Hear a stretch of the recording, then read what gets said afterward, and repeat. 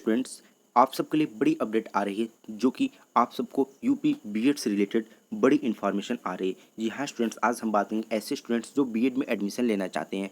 आप सबको मालूम है आपका जो यूपी बीएड का एंट्रेंस एग्जाम हो चुका है, उसके साथ आपका रिजल्ट भी जारी हो चुका है। सभी स्टूडेंट्स को अपना रैंक मालूम है, हमारा क्या रैंक है आपको यूपी बीएड में।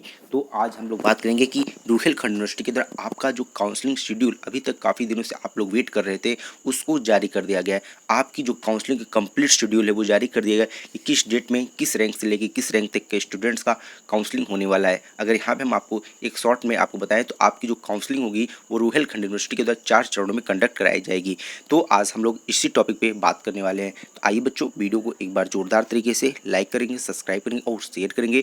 जो भी स्टूडेंट्स फर्स्ट टाइम हमारे यूट्यूब चैनल से जुड़ रहे हैं, नीचे डिस्क्रिप्शन बॉक्स में टेलीग्राम का लिंक दिया हो, आप हमारे टेलीग्राम चैनल से भी जुड़ सकते हैं, जहाँ पे आपको वीर बहादुर सिंह पूर्वांचल यूनिवर्सिटी जौनपुर से एफिलिएटेड कॉलेज व वीर बहादुर सिंह पूर्वांचल यूनिवर्सिटी की सभी अपडेट्स व इन्फॉर्मेशन मिलते रहेंगे। आइए स्टूडेंट्स, आज हम बात करते हैं क्या बड़ी अपडेट बीएड्स की आ रही है। जैसा आप सब देख सकते हैं कि यहाँ पे हमारा लिखा हो बीएड की काउंसलिंग का कार्यक्रम जारी हो गया है। तो जी हाँ स्टूडेंट्स, रुहेलखंड यूनिवर्सिटी के द्वारा आपकी यूपी बीएड का जो काउंसलिंग का कार्यक्रम है, काउंसलिंग का शेड्यूल है, वो क्या कर दिया गया है, जारी कर दिया गया है। आइए अब हम बात करते हैं क्या आपका शेड्यूल जारी किया गया है, उसमें क्या बड़ी अपडेट आ रही है। सबसे पहले हम बात करेंगे कि यहाँ पे आप देख सकते हैं में 30 सितंबर से बीएड की काउंसलिंग शुरू कर दी गई। विश्वविद्यालय में काउंसलिंग से शामिल होने अभ्यर्थियों को निर्देश दिया है कि जो फीस वापसी के लिए जनधन खाते का विवरण नहीं दें। जैसा आप सबको मालूम है कि आप लोग बीएड कर रहे हैं, बीएड करने के लिए आप सबको जनरली आप लोग बहुत से बच्चे ग्रेजुएशन के बाद और बहुत से बच्चे पोस्ट ग्रेजुएशन के बाद यूपी बीएड करते हैं। तो अब बीएड करने के लिए आप सबको मालूम है आप लोग का प्रधानमंत्री जनधन खाते में आप लोग का अकाउंट खोला जाता है, जो कि जीरो बैलेंस खाता होता है।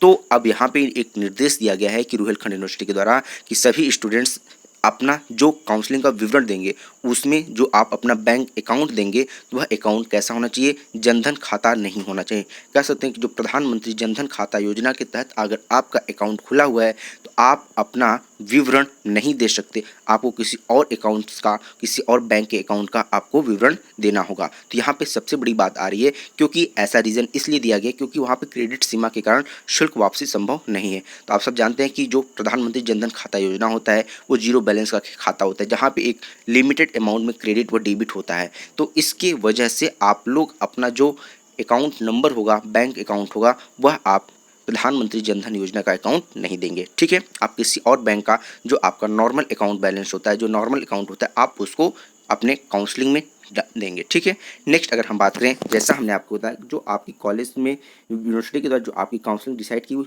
कितने राउंड में होगी, टोटल 4 राउंड में आपका काउंसलिंग का फैसला रुहेलखंड यूनिवर्सिटी के द्वारा किया गया है। तो अब बात करते हैं कि आपकी जो फर्स्ट काउंसलिंग होगी कब से स्टार्ट होगी। तो 30 सितंबर से आपकी जो फर्स्ट काउंसलिंग है वो स्टार्ट होने वाली है। जो फर्स्ट काउंसलिंग होगी 30 सितंबर से स्टार्ट होकर, जहाँ पे अगर हम बात करें किस रैंक के स्टूडेंट्स उस काउंसलिंग में शामिल होंगे, तो फर्स्ट रैंक से 75,000 रैंक तक के सभी अभ्यर्थी शामिल होंगे। तो यहाँ पे आप लोग विशेष ध्यान रखिएगा कि ऐसा नहीं कि यदि आप 1 से 75,000 के रैंक के बीच अगर आपका कोई भी रैंक होगा, हम मान लेते हैं यदि आपका रैंक 50,000 है, तो आप सिर्फ फर्स्ट काउंसलिंग में ही शामिल हो पाएंगे। और अगर आप यहाँ पे छूट जाते हैं तो फर्दर आप फिर पुल काउंसलिंग में ही पार्टिसिपेट कर पाएंगे। ऐसा नहीं कि आप सेकंड काउंसलिंग में पार्टिसिपेट कर पाएंगे। तो इसलिए जो भी स्टूडेंट्स बीएड करना चाहते हैं, कॉलेज में एडमिशन लेना चाहते हैं, वो लोग विशेष ध्यान रखेंगे कि जो उनका काउंसलिंग शेड्यूल है उस काउंसलिंग शेड्यूल में ही अपनी काउंसलिंग कराएं, अपना रजिस्ट्रेशन कराएं।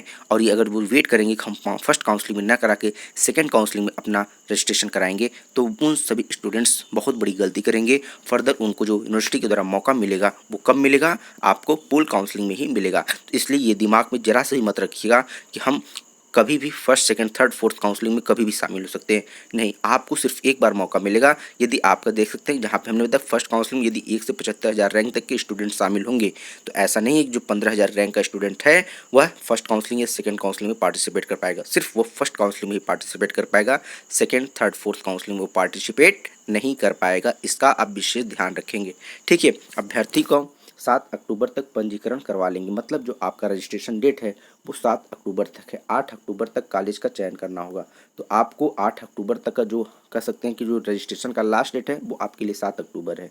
कॉलेज में अगर कह सकते हैं कॉलेज लॉक करने का जो लास्ट डेट है आप सबके लिए 8 अक्टूबर, और 9 अक्टूबर को आपको सीट का अलॉटमेंट हो जाएगा।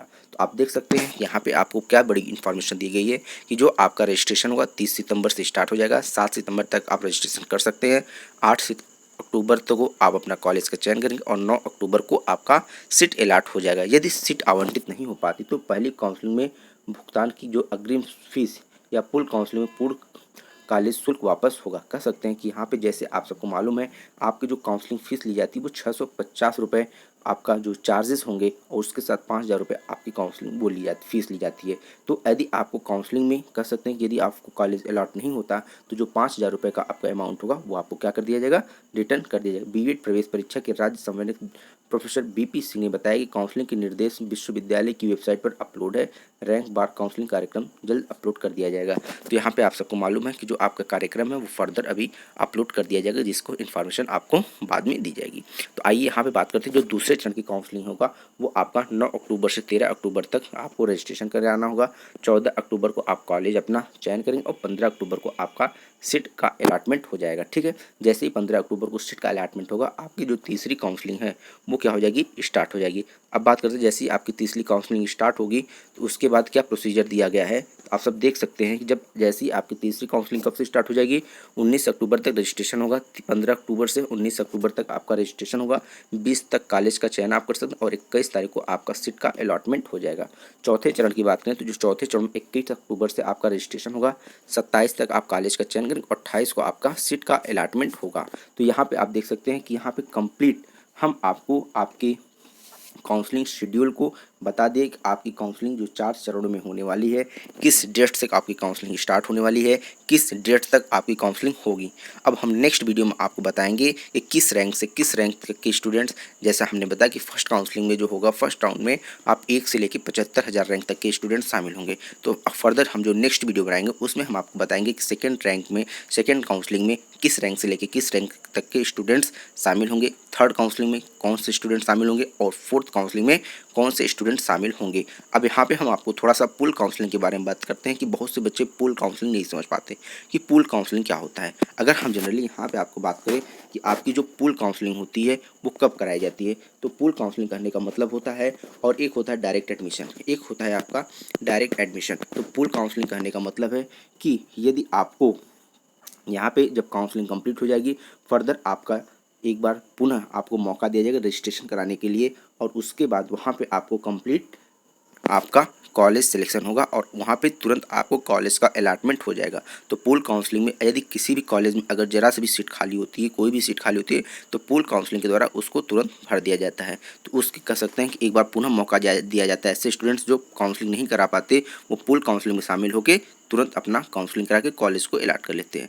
और डायरेक्ट एडमिशन में कहने का मतलब ये होता है कि जब स्टूडेंट्स का क्या होता है काउंसलिंग कंप्लीट हो जाता है उसके बाद भी कॉलेज में यदि सीट खाली रहती है और स्टूडेंट्स यूपी बीएड का एंट्रेंस एग्ज़ाम दिया हुआ होता है तो वह कॉलेज से संपर्क करके, क्योंकि कॉलेज में सीट अगर अवेलेबल होती है तो ही वह कॉलेज में डायरेक्ट एडमिशन करा सकता है।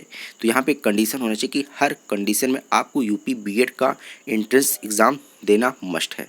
अगर आप यूपी बीएड का एंट्रेंस एग्ज़ाम दिए हुए हैं तो आपकी कुछ ना कुछ रैंक बनेगी। और उसके बाद हम नेक्स्ट वीडियो आपको बताएंगे जहाँ पे हम बात करेंगे आपकी बीएड में टोटल कितने नंबर ऑफ सीट्स हैं जो आपकी काउंसलिंग होगी, कितने सीट्स आपके बीएड में हैं, कितने सीट गवर्नमेंट सीट हैं, कितने प्राइवेट सीट हैं और कितने नंबर तक की काउंसलिंग में कहाँ तक का कॉलेज आपको मिल सकता है। तो ये बड़ी इन्फॉर्मेशन हम लोग आपको नेक्स्ट वीडियो में देंगे। तो आप लोग वीडियो को जोरदार तरीके से लाइक करेंगे, सब्सक्राइब करेंगे और शेयर करेंगे। जो भी students first time YouTube channel से जुड़ रहे हैं नीचे डिस्क्रिप्शन बॉक्स में टेलीग्राम का लिंक दिया हुआ है, आप टेलीग्राम चैनल से भी जुड़ सकते हैं जहाँ पर आपको पूर्वांचल यूनिवर्सिटी प्लस आपके बीएड के सभी इन्फॉर्मेशन मिलते रहेंगे। आप हमारे YouTube चैनल को सब्सक्राइब करिए, साथ ही साथ आप हमारे बेल आइकन को जरूर प्रेस करिए जिससे किसी भी प्रकार के अपडेट्स व इन्फॉर्मेशन आपको तुरंत मिलते रहें। Thank you, bye bye.